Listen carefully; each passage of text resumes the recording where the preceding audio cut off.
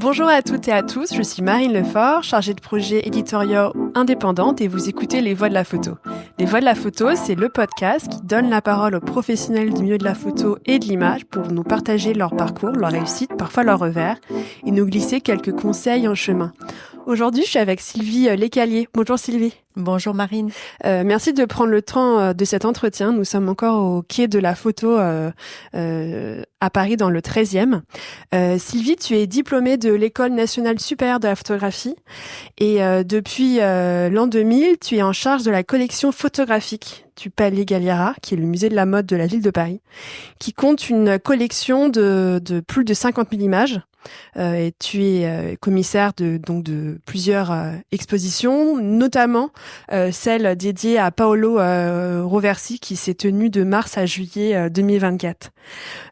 Pour commencer notre discussion, est-ce que on pourrait revenir sur ton environnement familial? Est-ce que dans ton cadre proche, il y avait des personnes qui étaient proches des images de la photographie?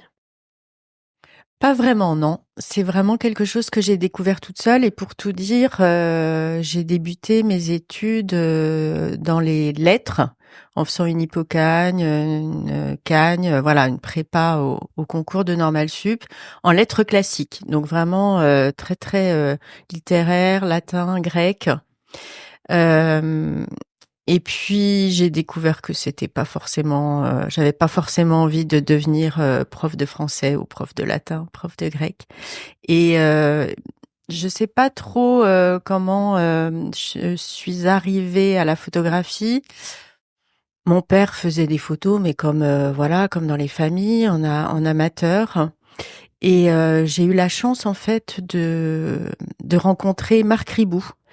Quand j'ai commencé à m'intéresser à dire j'ai envie d'aller faire de la photo, j'ai pu rencontrer Marc Ribou et j'ai fait un petit stage avec lui. J'ai été son assistante, enfin deuxième assistante, hein, vraiment j'étais toute jeune. Et il a regardé mes images, commencé à faire des photos et en fait j'ai préparé pendant un an le concours de l'école d'Arles. C'est comme ça que j'ai pris goût à l'image. Et tu connaissais des personnes qui étaient photographes autour de toi ou pas vraiment? Pas du tout. Pas du tout. C'est vraiment, en fait, ça a été, voilà, un goût pour l'image, pour aussi enfin, moi, je faisais des photos à l'époque et donc, cette pratique finalement assez solitaire de se promener, de faire des images. Et puis la découverte aussi d'expositions à Paris. Tu étais parisienne? J'étais parisienne. Donc c'était vraiment l'idéal pour découvrir la photographie. Je suivais des cours en auditeur libre à l'école du Louvre. Il y avait les cours de Michel Friseau sur l'histoire de la photographie. Donc je découvrais vraiment tout un univers. Et en même temps je faisais mes photos et en même temps j'assistais Marc Ribou et voilà j'ai présenté mon dossier à l'école. Et du coup, quand tu entres dans cette école ou quand tu postules, tu veux être photographe comme Marc Ribou? Non, je ne crois pas que je veux pas être photojournaliste. Je veux pas forcément faire du reportage.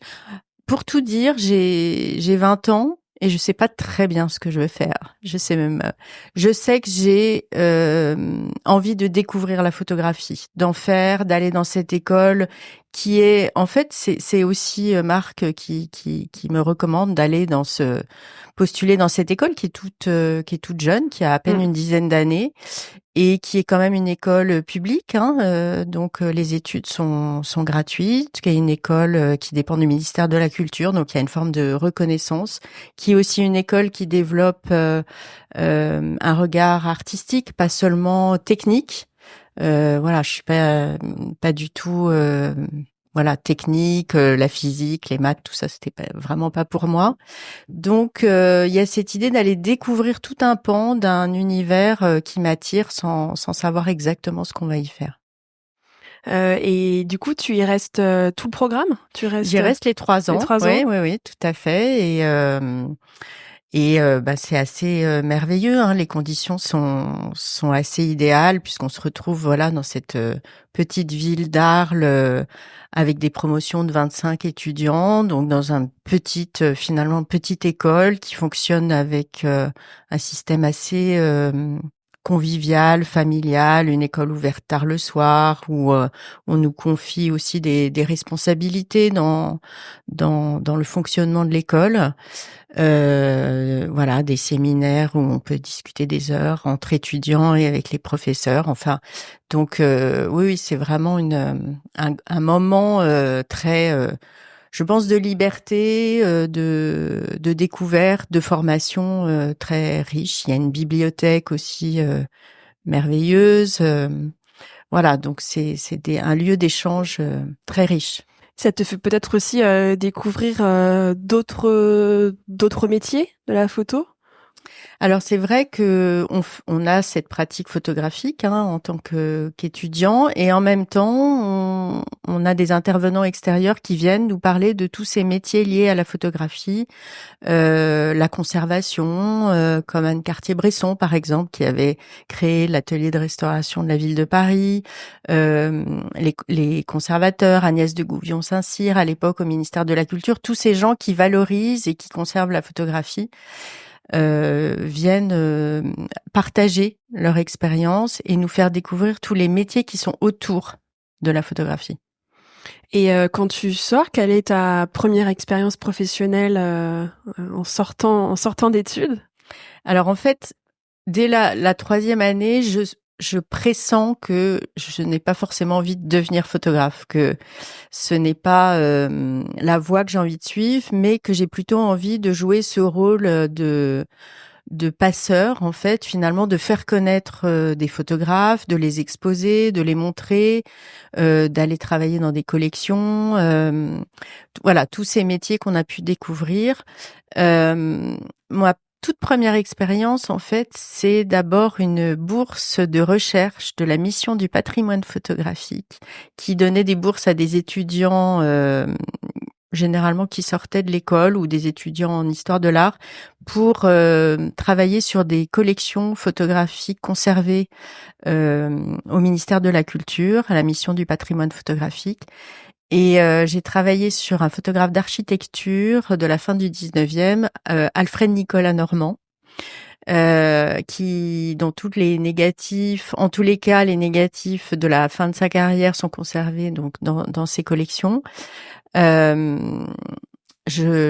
me souviens parce que j'allais en voiture au fort de Saint-Cyr où sont toujours conservées une partie des collections pour qu'on m'ouvre voilà les boîtes et j'allais regarder ces plaques de verre, les négatifs, les tirages et j'ai fait des recherches et on devait fournir un mémoire. Voilà, donc mon premier petit mémoire, c'était sur Alfred Nicolas Normand. Ça dure combien de temps, cette bourse? En fait, on a une somme qui nous est allouée. On a 1 an pour rendre le mémoire. Voilà, donc on s'organise comme on veut. Donc il y a une forme de liberté dans la manière de travailler. On est tenu de rendre un mémoire à la fin. Et à la suite de ça, du coup, je pense que ça clarifie peut-être ton envie de travailler sur des fonds ou sur de la conservation. Quels sont les contacts que tu as pu te faire après cette expérience? Quelle est la suite? Alors en fait, en même temps que je fais ce mémoire, j'essaye d'envoyer des CV un peu partout parce que on est quand même à une période. Alors on a l'impression que aujourd'hui le chômage est plus présent encore qu'avant, mais c'est vrai que on est en 93, 94 et 93, 94, c'est vraiment une période où on sait qu'on va pas trouver du travail tout de suite en sortant de l'école, notamment en sortant d'une école d'art en fait. Donc j'envoie des CV un peu partout et je fais première expérience professionnelle, un petit contrat au musée Galliera. Donc ça, c'est assez amusant. Pendant 6 mois, ils ont besoin de quelqu'un pour travailler sur les collections photos avec la conservatrice qui est responsable du cabinet des arts graphiques. Donc j'ai cette première expérience, je me demande si c'était pas à mi-temps au musée Galliera. Et puis, toujours à force d'envoyer des CV partout, je suis engagée à la bibliothèque de l'École nationale des ponts et chaussées, qui à l'époque se situait rue des Saints-Pères avant de déménager à Marne-la-Vallée, donc dans l'ancien bâtiment. Et la bibliothèque de cette école d'ingénieurs conserve une collection de photographies absolument à tomber par terre des grands travaux du 19e, les voies de chemin de fer, les viaducs, la construction de l'opéra, tout ça étant documenté par des photographes comme Baldus, Durandel et énormément d'autres studios de photographie. Et donc il y a des albums, des photographies de ces grands travaux conservés dans cette collection. Et cette collection dort à la cave. Voilà. Et quand j'ai envoyé mon CV en disant vous avez une collection, est-ce que il y a des choses à faire? Voilà, la conservatrice de cette bibliothèque m'a engagée. Je suis restée 2 ans pour travailler et pour essayer de... Et comment elle s'est constituée cette collection? Alors, ça a été des acquisitions de la bibliothèque? En fait, c'était donné par les ingénieurs qui avaient travaillé sur D'accord. ces grands travaux, donné par les photographes qui avaient travaillé avec ces ingénieurs pour documenter ces grands travaux. Donc, ils avaient collecté au 19e, c'est vraiment majoritairement ces grands travaux sous le Second Empire. Ils avaient collecté toutes ces images qui sont précieuses, quoi. Donc là, tu y restes 2 ans et puis ça fait aussi le lien avec ce que tu avais pu faire avec la bourse. Oui, il y avait quelque chose. Alors, c'était de la photographie D'architecture. historique, d'architecture ancienne, et en même temps, les questions, c'était comment faire une sorte d'inventaire, comment les rentrer dans des bases de données. Je me souviens qu'on était au tout début où la Bibliothèque nationale de France commençait à numériser des collections publiques, avait de l'argent pour numériser des collections, et on avait choisi des images de la collection des ponts et chaussées pour qu'elles soient numérisées. Donc on est dans cette période où on a des logiciels avec des bases de données un peu sommaires, mais voilà, on essaye en tous les cas de dire attention, il y a ces collections-là, et puis aussi on commence à faire un peu de conservation préventive, parce que je me souviens ces images étaient dans une cave, dans des mauvaises conditions de conservation, et on commence à faire des liens avec des des restaurateurs, des historiens qui commencent à travailler aussi sur ces collections. Donc toute une génération finalement qui commence à travailler à la sauvegarde de ces fonds. Et après ces 2 années, du coup, c'était un CDD, quelque chose comme ça. Oula, alors c'était plusieurs CDD. C'est à la grande époque, on enchaîne des CDD sans savoir si c'est très très légal, pas légal. Oui, voilà. Donc c'est des contrats. Finalement, à un moment donné, on considère que la mission sur laquelle j'ai travaillé, voilà, est terminée. Et puis l'école déménage, surtout à Marne-la-Vallée. Après, je pense qu'il y a des petits moments. Qu'est-ce que je fais? J'ai travaillé. Alors, il y a une expérience un peu à part où j'enseignais la photographie, j'animais des ateliers de photographie au collège. Ça, c'était par l'intermédiaire de la maison du geste et de l'image qui dépendait de la ville de Paris. J'avoue que je ne sais même pas si ça existe encore. Et en fait, c'était vraiment animer des ateliers de pratique artistique dans les collèges. Donc il y avait de toutes les disciplines, des gens qui suivaient sur une année des ateliers avec des classes. On travaillait avec un professeur de français ou de différentes disciplines. J'ai fait ça pendant plusieurs années. C'était une façon aussi, pour moi, c'était vraiment cohérent. C'était une histoire de transmission, donc de partager aussi ce que je savais. Et voilà, il y avait une forme de cohérence. Et les métiers de la conservation dans les collections photos, c'était du coup moins développé que maintenant? Oui, c'était moins développé. Alors moi, je m'étais posé la question en sortant de l'école, est-ce que je passe le concours de l'Institut national du patrimoine pour être conservateur, pour pour être vraiment en charge de... Or, ça voulait dire, alors j'avais fait pas mal d'années d'études, ça voulait dire refaire pas mal d'années d'études, préparer ce concours qui n'est pas un concours spécialisé, donc vraiment en histoire de l'art, ça me faisait vraiment repartir un peu à zéro. Donc, on était beaucoup finalement dans des collections photos à ne pas être conservateur, mais avoir... Enfin, ça commençait. Hein. On était beaucoup, à part les grandes institutions comme la Bibliothèque nationale, les musées qui ont des collections historiques. Il y avait plein de collections qui finalement dormaient. Et même quand je suis arrivée à Galliera, la conservatrice en charge, c'était vraiment le cabinet des arts graphiques et de la photographie. Donc on mêlait art graphique et photographie et il n'y avait pas de responsable de la photographie, par exemple. Il n'y avait pas de responsable, donc il y avait un responsable de tout un cabinet des arts graphiques et de la photographie, donc tout support mélangé, on va dire tout ce qui était en 2 dimensions. Ouais, dessin, lithographie. Voilà, exactement, et photographie. Mais c'était déjà pas mal, hein, qu'il y ait un cabinet d'art graphique et de la photographie. Mais il n'y avait pas quelqu'un spécialisé dans la photographie, que ça soit dans son histoire ou dans la conservation. Et ça a été du coup ton arrivée, enfin ça a été au cours de ton... Ça a été, alors peut-être que je franchis un peu les étapes, mais ça a été, ça s'est pas fait juste à mon arrivée, non. Ça s'est fait progressivement.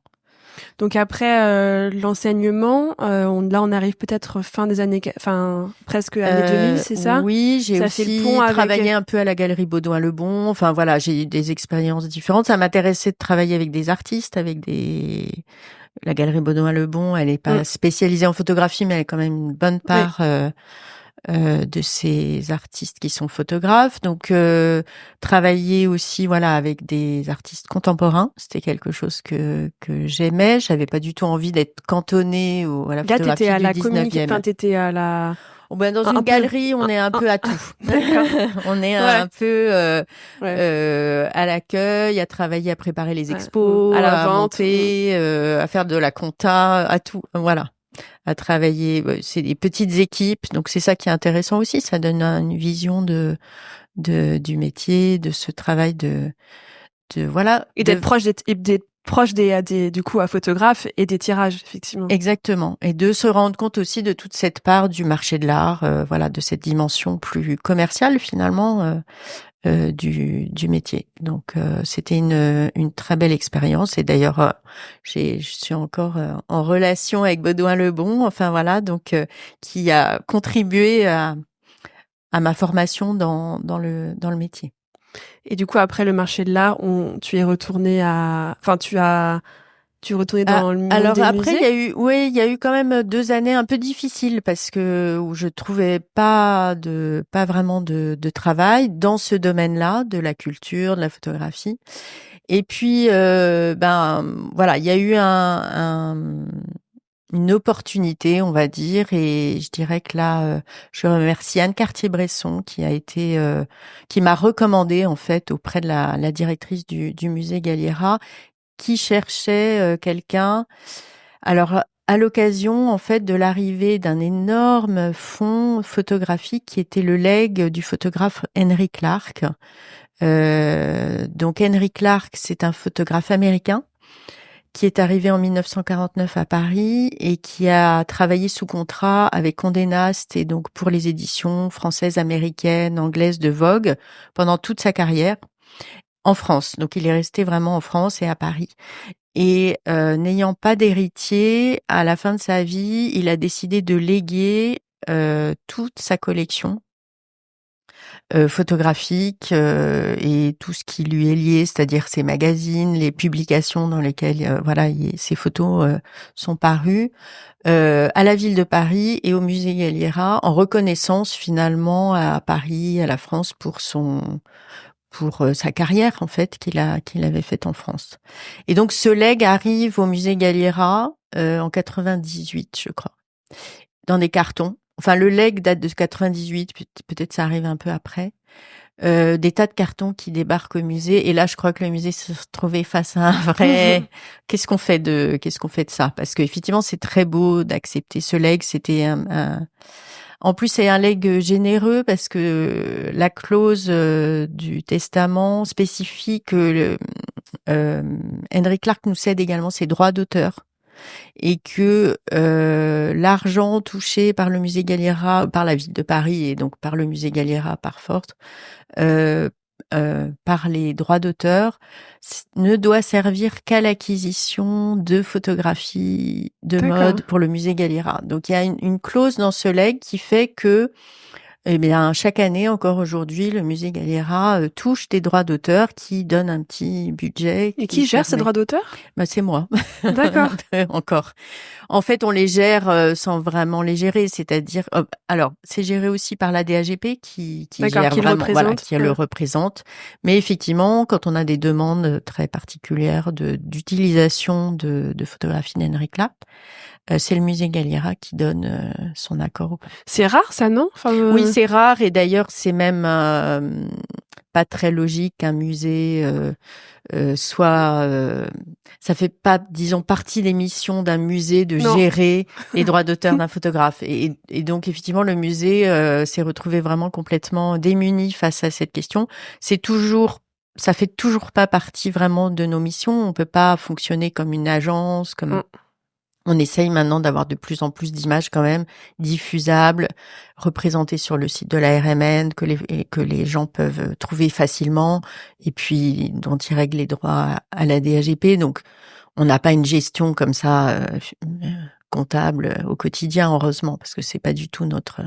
Mais par contre, on avait la mission de conserver dans des bonnes conditions ce legs, d'en faire l'inventaire, et ça a été ton travail. Donc, je suis arrivée pour ça. Voilà, j'ai été engagée il faut s'occuper de ce legs Clark. Et très vite, il y a la directrice, Catherine Joindieter, l'a dit, il faut faire une exposition à partir de ce fonds, puisque c'est une façon quand même de valoriser ce magnifique don, cette générosité du photographe. Donc, en travaillant sur le legs Clark, elle m'a confié de préparer une exposition sur ce photographe qui donc a ouvert en 2002. Donc vraiment 2 ans à peine après que je sois arrivée. Donc au début, tu étais uniquement sur ce fond et après ton poste a évolué sur tout le fond photo? Oui, ça s'est passé comme ça un peu les étapes? Ça a été progressif parce que effectivement, je m'occupais vraiment de ce fond, et puis donc comme je te disais tout à l'heure, il y avait au musée Galliera un cabinet d'art graphique et de la photographie, donc collection de photos depuis le 19e siècle jusque dans les années, on va dire 70 à peu près à l'époque. Et finalement, au moment du départ à la retraite de la conservatrice qui gérait ces collections, on a scindé en deux ce cabinet d'art graphique. Donc, j'ai un collègue qui a été en charge des dessins, gravures, etc. Et moi, j'ai pris en charge le département, maintenant on appelle ça des départements, des photographies de mode. Juste, c'est vrai que je me dis peut-être qu'il y a des personnes qui écoutent ce podcast et qui ne connaissent pas ce musée. Est-ce que tu pourrais nous redire en quelques mots, voilà, pour que quelqu'un qui découvre peut-être ce musée? Oui, le Palais Galliera, en fait, c'est un musée qui appartient aux 13 musées de la ville de Paris, donc qui dépend de notre tutelle Paris Musée. C'est le musée de la mode, donc une collection de environ 40 000 costumes depuis le 18e siècle jusqu'à aujourd'hui, la période contemporaine. On a beaucoup parlé des arts graphiques et de la photographie, des accessoires. C'est un musée qui est installé au Palais Galliera, donc petit palais en face du Palais de Tokyo et du Musée d'Art moderne dans le 16e arrondissement depuis 1977, et dont la création en tant que musée de la mode date quand même de 1920. Donc des collections anciennes qui se sont promenées un petit peu entre Carnavalet, différents endroits avant de s'installer au Palais Galliera. Donc en fait, on est d'abord un musée de la mode. On n'est pas un musée de la photographie et on n'est pas non plus un musée d'art, de beaux-arts. Donc c'est vrai que moi je suis arrivée sans rien connaître à la mode.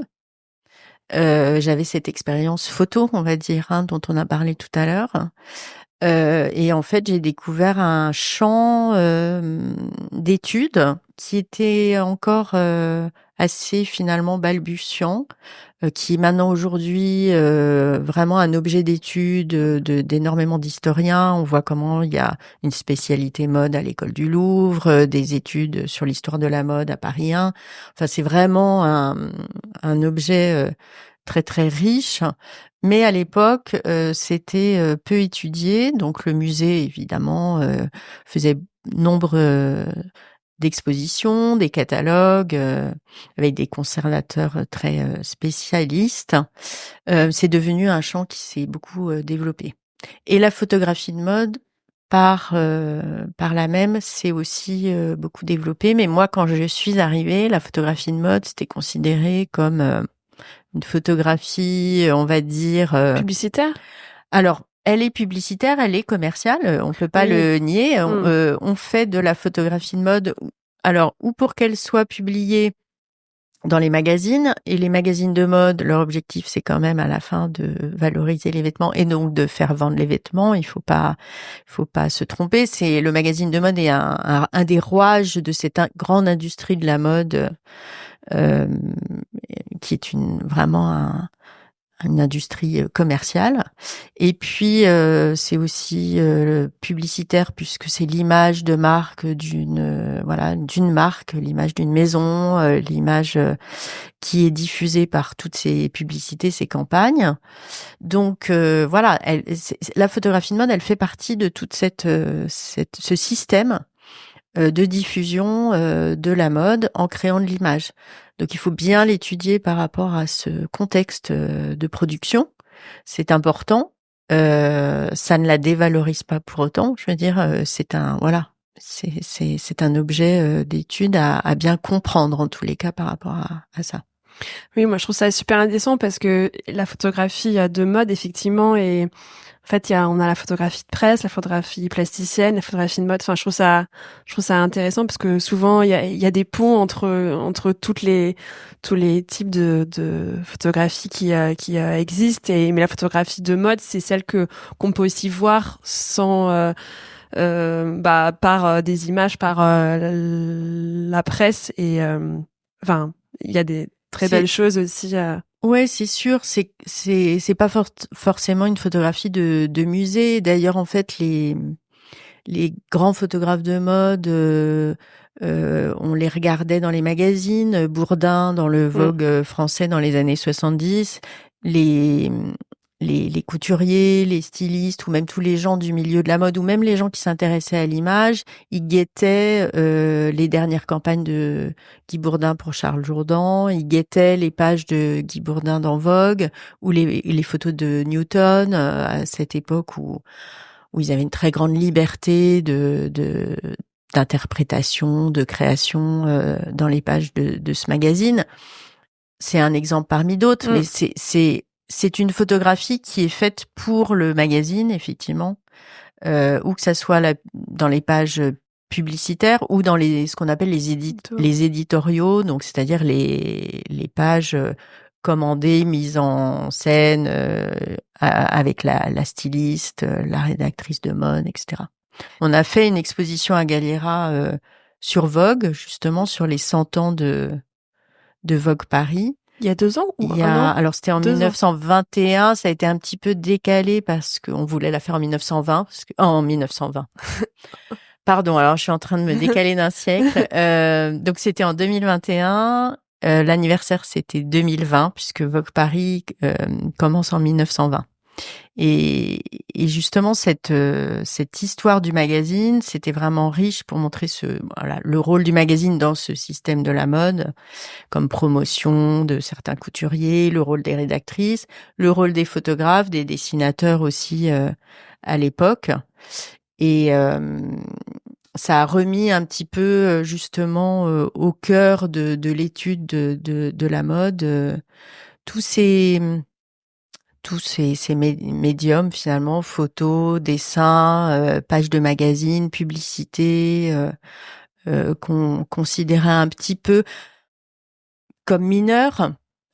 En même temps, à Galliera, je dois reconnaître que la photographie, elle a été toujours conservée. Depuis des photos sont rentrées dès les tout débuts de la constitution de collection. On a considéré alors son intérêt documentaire, bien sûr, mais aussi voilà son intérêt dans cet ensemble de production. Moi, il y a bien longtemps, j'ai fait un mémoire sur la publicité de la marque Chantel des années 50 à 80. Et ce qui m'avait beaucoup intéressé, c'était ce moment de bascule dans l'image publicitaire où on passe du dessin des grands illustrateurs à de la photographie noir et blanc, après photographie couleur. Et j'avais pu aller au Palais Galliera et je me souviens que ce sujet de l'image dans les magazines faits par des grands photographes de mode me fascinait et elle me fascine encore. Enfin bref, c'est un sujet qui Donc tu étais venue à la beaucoup. Bibliothèque alors. Et j'étais venue, mais alors j'ai l'impression, alors moi je ne suis pas après retenue dans les bureaux depuis les travaux, mais c'était des petits enfin c'était un peu labyrinthique. J'ai un peu un souvenir d'un donc c'était Alors, il y a 10 ans. Hein, ouais, donc, mais le palais Galliera, c'est sûr, c'est un palais. Alors, il a une belle histoire, ce palais. C'était un palais qui a été construit par la duchesse de Galliera à la toute fin du 19e pour abriter sa collection de sculptures et d'œuvres d'art. Mais elle a eu un petit conflit avec la ville, avec l'État à l'époque, et elle est repartie à Gênes avec toutes ses collections d'art, et elle a laissé le palais vide qu'elle a légué à la ville. Donc la ville s'est retrouvée avec ce grand palais avec ses grandes baies vitrées qui donnent plein sud, pas du tout faite pour abriter de la mode, plutôt de la sculpture, et pas du tout faite non plus pour avoir des bureaux. Donc c'est vrai que c'est un petit côté, voilà, on grimpe sous les toits et nos bureaux sont un peu labyrinthiques. Mais il y a eu sûrement les travaux. Du coup, vous avez eu des gros travaux il y a quelques années.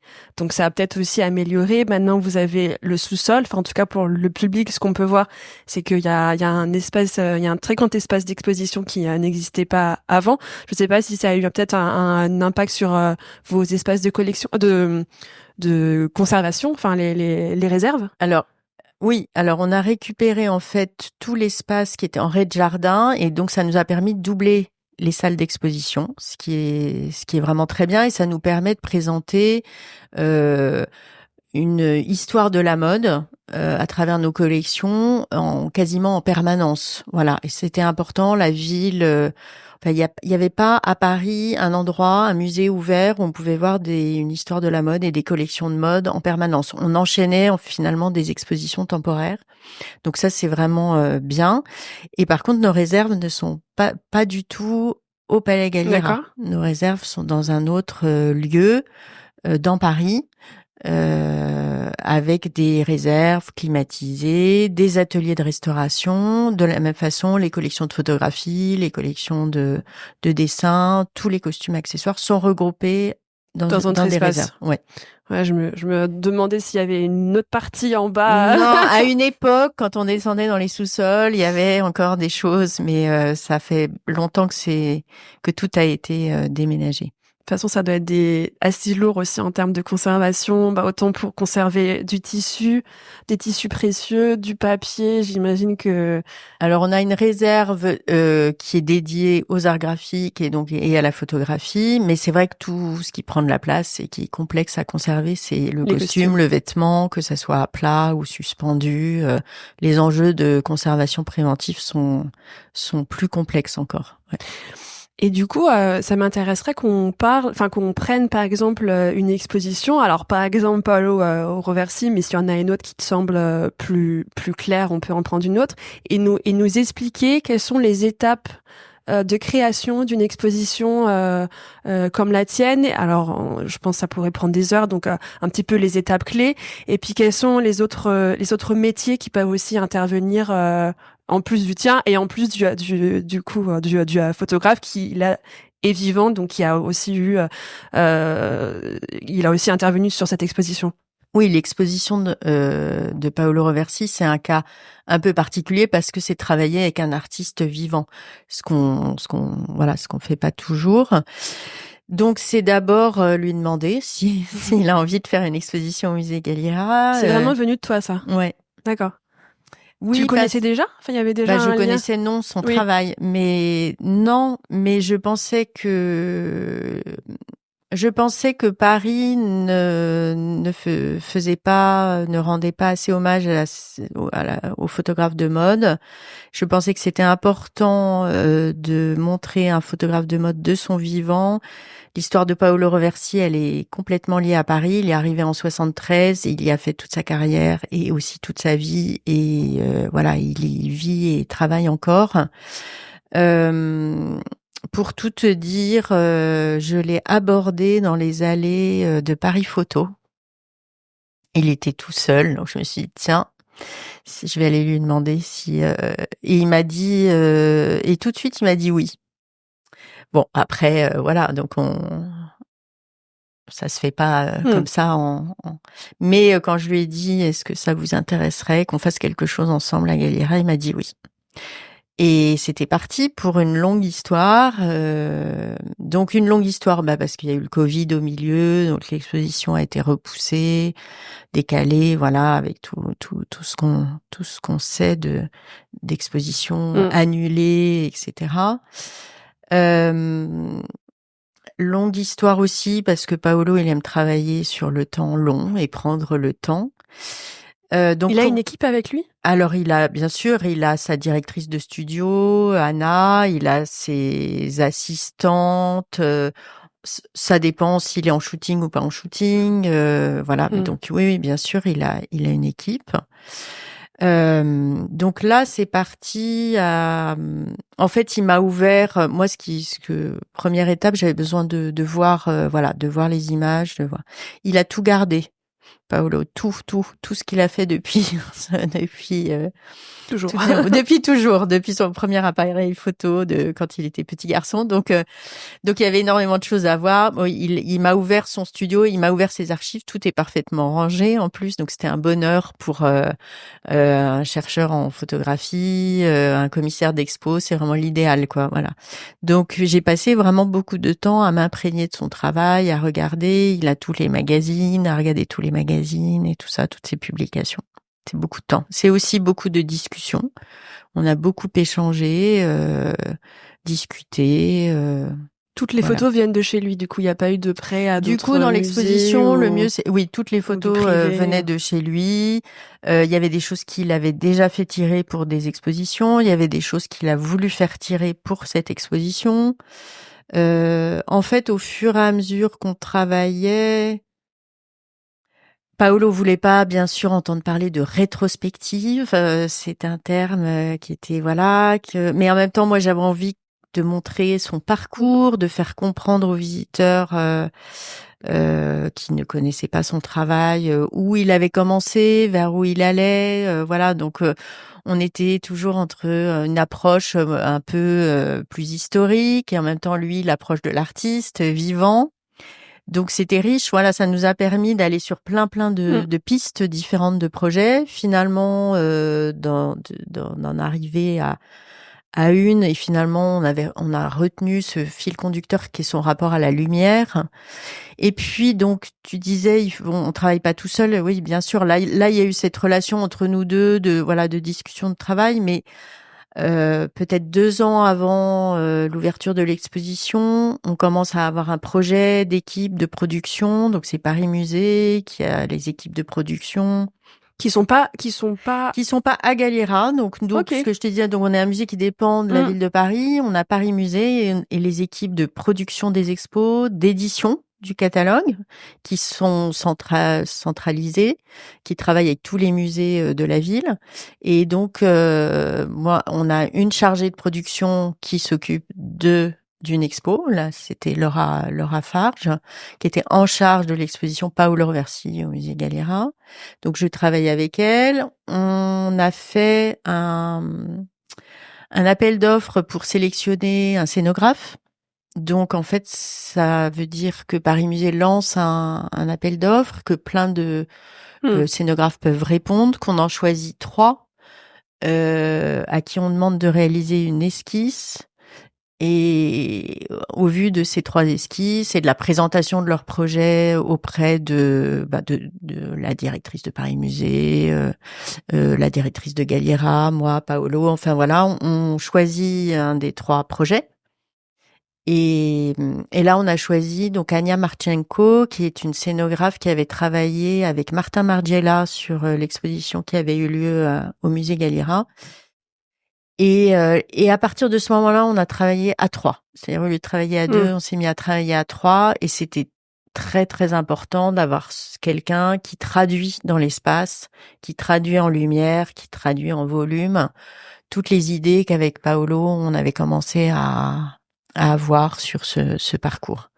Et là, c'est vraiment un travail vraiment d'équipe où on se voit ensemble. Ania fait une petite maquette, on met les images, on les découpe, on les construit, elle travaille en 3D, et on construit vraiment sur le papier, sur l'ordinateur, le parcours de l'expo.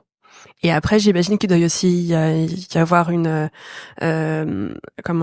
toute l'information que vous avez doit aussi être transmise à les équipes de communication pour aussi peut-être anticiper comment est-ce qu'on parle de cette exposition, voilà, comment aussi alors ça c'est préparer, presque à la fin. En fait, tout se fait.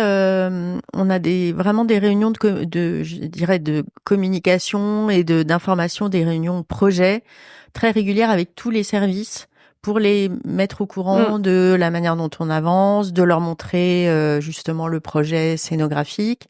On travaille avec le service des publics qui va travailler sur on va travailler ensemble sur les textes de salle. Est-ce qu'on fait une aide à la visite, les cartels? On travaille aussi sur le catalogue, bien sûr. Donc, il y a le service édition, donc avec une éditrice, un graphiste qui va travailler sur le projet. Donc, les auteurs à qui on fait appel pour travailler sur écrire des textes. Une iconographe, voilà, qui travaille sur le catalogue. Donc tout ça, c'est mené de front. Je dirais que pendant 2 ans, on mène de front le catalogue, l'exposition, la communication et voilà la production très concrète de. Et toi, t'as un rythme d'exposition photo ou ça se fait en fonction des projets? Est-ce que on a marqué quelque part que c'est tous les 2 ans ou tous les 3 ans ou non, ça se dépend. fait en fonction des projets. Il se trouve que là, ces dernières années, j'ai vraiment enchaîné 3 expos photos de manière assez intense. Il y avait Vogue, qui n'était pas que photo, mais bon, voilà, dont j'étais la commissaire. Ensuite, il y a eu une petite exposition qui était dans notre parcours des collections sur les couleurs de la mode. Alors ça, c'était vraiment une sorte d'opportunité de travailler avec une collection des arts et métiers dont on a entendu parler. Et voilà, ça s'est fait en 1 an. Là, ça s'est fait beaucoup plus vite. Il y a eu un catalogue, ce projet d'une petite exposition donc sur ces autochromes des années 1921, 22, 23. C'était une sorte d'opportunité, donc on l'a faite et on l'a fait assez vite. Donc c'est aussi la force de réactivité et du musée et de Paris Musée avec ses équipes. Donc ça c'était chouette parce que voilà, on propose quelque chose, on y va et on l'a fait en 1 an. Par contre, non, le musée Galliera, comme on a des collections, voilà, de costumes, la photo, c'est pas l'exposition de Paolo Roversi, c'est la première expo que photo, sans aucun vêtement, avec un artiste vivant à Galliera. Donc voilà, il y en a pas eu tant que ça. Même dans l'expo que j'avais fait sur Henry Clark, on a mis beaucoup de vêtements et de mode. Ça montrait un peu tout le côté glamour des années 50. Mais c'était bien, c'était intéressant. Mais voilà, les expos que photos, il y en a pas tant que ça. Après, la photographie, il y en a dans le parcours des collections permanentes. Il y en a dans beaucoup d'expositions de mes collègues. Il y a eu l'exposition sur 1997, sur l'année 97 dans la mode. Et à cette occasion, j'ai acheté une photo de Philippe Lorca di Cortia, qui date de 1997, qui était vraiment importante. Donc, une autre exposition peut me pousser à acquérir une photographie pour l'exposer dans le cadre de cette expo. Donc, en fait, on est tout le temps quand même en train de travailler ensemble. Je crois que pour les travaux, enfin pour l'agrandissement que vous avez eu, Chanel était mécène sur cette partie. Est-ce que les marques de mode alors c'est pas un rôle, mais en tout cas, quelle est la relation que tu peux avoir, par exemple, sur une expo comme celle de Paolo Roversi ou Vogue? Est-ce qu'ils sont mécènes? Est-ce qu'ils interviennent dans les choix ou enfin, je pense que ça dépend, mais globalement. Comment ça se passe? Non, alors le partenariat, le mécénat de Chanel, c'était pour donc les travaux, Oui. donc les galeries, la réfection de toutes les galeries, et ils continuent de nous accompagner sur nos collections permanentes en aidant, je dirais, à la restauration, par exemple, de certains costumes. En fait, leur mécénat n'est pas ciblé. Et ils interviennent absolument pas sur les contenus des expositions. D'accord. Et la programmation des expositions. Et donc avec Paolo Roversi, en fait, il y avait pas de mécénat. Paris Musée a un budget. On a l'avantage quand même d'avoir quand même un budget d'expo dédié à nos expos. On n'est pas obligé de chercher 100% du mécénat du budget. Par du mécénat, donc ça c'est quand même assez confortable. Donc pour voilà, et même pour Vogue, moi j'ai été entièrement libre de tous les choix voilà d'expo en travaillant les archives. J'avais monté un comité scientifique parce que c'était quand même un gros sujet sur 100 ans et on a travaillé absolument toute liberté. Et vous avez aussi un budget d'acquisition photo ou alors c'est un budget global sur le musée et vous vous répartissez entre les C'est un départements? budget global qu'on se répartit en fonction des années. Et j'ai l'avantage d'avoir ce petit budget du Lake Clark qui est vraiment dédié à la photographie. Mais sinon, c'est un budget global et en fonction on a des réunions de conservation pour décider des acquisitions. S'il y a quelque chose qui prend un peu plus le budget une année, ben voilà, ça s'équilibre l'année d'après. Depuis du coup une vingtaine d'années, tu as ce poste. Est-ce qu'il y a des évolutions que tu as pu voir dans la façon dont on fait des expositions?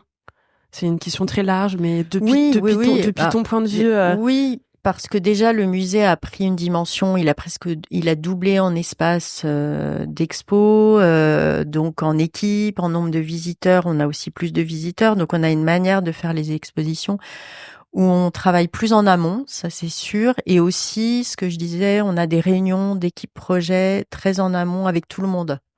On avance, tout le monde est au courant, tous les services, communication, service des publics, édition, réseaux sociaux, etc. On travaille vraiment sur les projets de manière plus...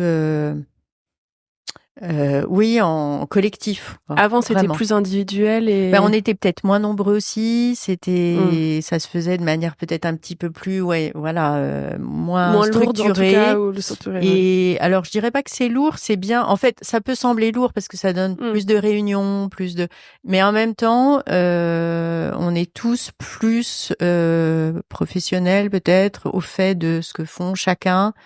Et c'est vrai que le commissaire reste toujours le point pivot de tous ces services, mais c'est vraiment aussi intéressant d'échanger en amont, très en amont, sur les projets, parce que on n'hésite pas à l'adapter, nous, en fonction d'un retour de quelqu'un au service des publics qui va nous dire, pour les visiteurs, peut-être que là, ça serait plus intéressant d'avoir ceci, d'avoir cela. Donc en fait, ces échanges, ils nourrissent aussi nos projets. Est-ce que tu aurais, ma dernière question, elle sera du coup en en deux parties. La première, c'est est-ce que tu aurais des conseils pour des personnes qui souhaitent travailler dans un musée ou un département photo comme le tien. Enfin, est-ce qu'il y aurait des apprentissages que tu as pu acquérir dans ta carrière que tu pourrais transmettre à des personnes qui souhaitent voilà faire le même travail que toi? C'est pas évident parce que moi j'ai appris sur le tas, je dirais, parce que il y a la formation de l'école, mais après j'ai vraiment appris en étant quand je repense à la cave de l'école des ponts et chaussées, c'est vraiment sur le tas, quoi. Voilà, on remonte les boîtes, on se dit il faut faire des choses, tout ça. Donc c'est vrai que maintenant on n'est plus dans cette situation-là. Je pense qu'il y a plus de collections comme ça, mais je pense qu'il faut déjà être super passionné. En fait, moi ma motivation au quotidien, c'est que je suis super contente de partir tous les matins travailler et d'avoir un nouveau projet, et même si là j'ai pas tout de suite un projet d'expo, d'avoir un projet sur les recherches dans la collection. Donc je pense qu'il faut vraiment aimer son objet d'étude, son sujet, avoir envie de le partager, le faire Est-ce que tu connaître. penses qu'il faut être spécialiste, par exemple photographie de mode, photographie de presse, ou alors pas vraiment? Ah non, je pense pas qu'il faille être spécialiste d'un type de photographie. Je pense que moi je l'étais pas au départ. Par force, maintenant, Oui. je pourrais dire que je suis un peu spécialiste de la photo de mode quand même, mais je pense que c'est important d'ouvrir les yeux sur tout le reste tout le temps. Enfin, de voir ce qui se passe dans tous les domaines, de pas s'enfermer effectivement sur un type de photographie. Et est-ce que tu aurais des conseils, alors là, qui s'adressent plutôt pour des photographes, alors peut-être photographes de mode si c'est effectivement le domaine que tu connais le mieux, pour des photographes de mode qui souhaitent du coup se lancer, il y a peut-être des photographes qui t'écrivent parfois pour te demander des conseils. Est-ce que tu aurais des apprentissages que tu enfin pardon, pas des apprentissages, mais est-ce qu'il y aurait des conseils que tu pourrais transmettre sur la façon dont on peut aborder quelqu'un qui travaille dans une institution? Alors c'est vrai qu'avec la photographie de mode très contemporaine qui est vraiment en train de se faire, quand on est dans un musée, on est toujours un petit peu décalé, hein, parce que c'est vrai qu'on a une collection de photographies de mode contemporaine qui s'est bien développée. Enfin, moi j'ai veillé à un moment donné à la développer parce que on n'était pas du tout fort sur la photographie à partir, je dirais, des années 80. Donc j'ai fait rentrer beaucoup de photographies de mode contemporaine, mais en même temps j'ai toujours un petit décalage, un petit recul. Les photos de Corinne Day, les photos de Viviane Sassen, tout ça, c'est des images où quand elles sont rentrées, elles avaient quelques années, Corinne Day, même 20 ans de regard, un petit peu de recul pour se dire ça vaut le coup de les faire entrer dans un musée, parce qu'il faut pas oublier que à partir du moment où la photographie rentre dans un musée, on a des collections inaliénables, elle ne ressortira pas, donc on peut pas, on a des responsabilités aussi, voilà. Donc je suis en contact avec la jeune photographie de mode par le prix Picto de la mode, parce que on est partenaire maintenant depuis quelques années, donc les images des lauréats rentrent dans les collections. Donc ça c'est bien parce que ça développe finalement grâce à ce prix une collection d'une photographie qui est en train de se faire. Je crois que ce qui est important c'est surtout de ne pas chercher à faire quelque chose qui serait ce qu'on attend ou de normer ou de trop mais c'est vraiment de suivre sa propre voie. C'est un peu banal ce que je suis en train de dire et je suis pas forcément la mieux placée, mais c'est vraiment et puis de surtout aller voir aussi ce qui se fait et pas que dans la mode, et ouvrir son regard, quoi. Et est-ce que au musée vous accueillez des dons et legs? Oui, on accueille. En fait, la collection, elle s'enrichit principalement de dons. Les legs, c'est plus rare parce qu'un leg, c'est toujours plus contraignant, ça dépend un peu. Mais en fait, que ce soit en costume ou en photo, en dessin, tout ça, Donc tu on reçois a beaucoup de donateurs. Oui, tout à fait. Et les deux derniers grands dons qu'on a reçus en photographie, ce sont des par exemple la fille de Jean Moral, qui était très grand photographe des années 30, qui nous a donné quasiment toutes les photographies de mode de son père, qui sont rentrées à Galliera. Donc maintenant, on a une collection de 500 photos de Moral. Et un autre photographe des années 20-30 qui s'appelait Egidio Scaglioni, sa belle-fille, nous a donné toutes ses archives. Donc on a fait rentrer dans les collections une magnifique collection d'un photographe qui est peu connu, sur lesquels on va essayer de travailler, mais voilà, c'est la majorité des images rentrent par don.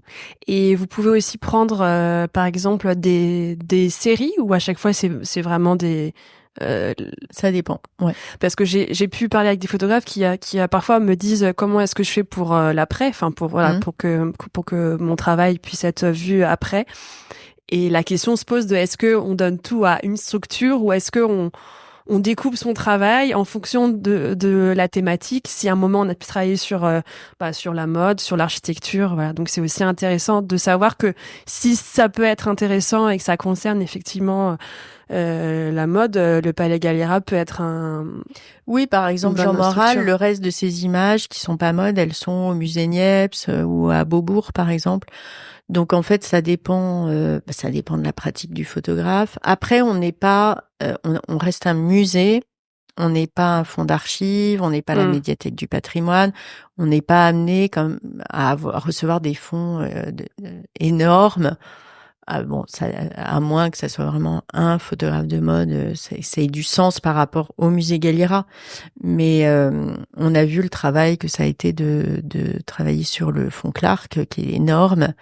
Et c'est vrai que ça demande du temps, des équipes, voilà. Donc, mais tous les cas de figure peuvent se présenter. On étudie tout. Et merci Sylvie, merci pour cette conversation. Et c'était avec plaisir. J'espère avoir répondu. Oui, c'était super intéressant, et je pense que j'ai pas tellement traité de photographie de mode dans ce podcast, alors que c'est un sujet moi que j'apprécie. Tant mieux, donc, parce que c'est vrai qu'on n'en parle pas assez de la photographie de mode. Donc. Alors que ça intéresse ton beaucoup de personnes. Merci. Et puis j'invite toutes les personnes qui écoutent ce podcast à suivre la programmation du Palais Galliera, parce qu'il y a quand même très régulièrement des très belles expositions. Merci. Merci Sylvie. Au revoir. Au revoir. Merci d'avoir écouté Les Voix de la photo.